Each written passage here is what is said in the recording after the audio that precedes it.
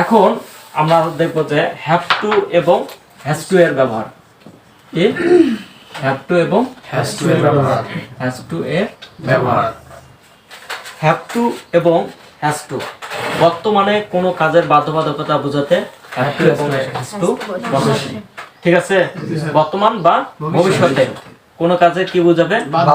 বাধ্যবাধকতা বোঝাতে have to এবং হ্যাজ টু বসে। এখানে তো এই যে বুঝতে পারছো যে হ্যাভ টু হচ্ছে কার সাথে বসবে এবং হ্যাজ টু কার সাথে বসবে, তাই না?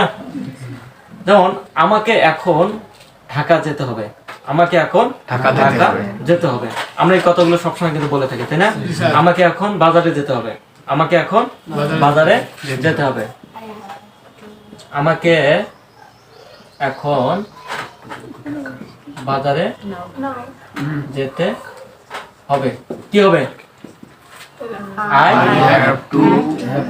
I have to go to market. Now, some now হবে না। Go to market now. I have to go to market now. ঠিক আছে? তাকে স্কুলে যেতে হবে, যেতে হবে। কি হবে? He or she কি হবে? Has to Has to go to school. go to school. Clear?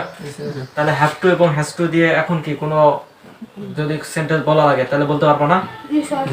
বর্তমান বা ভবিষ্যতে কোনো কাজের বাধ্যবাধকতা বোঝাতে হ্যাভ টু অথবা হ্যাজ টু বসে। নেক্সট আসো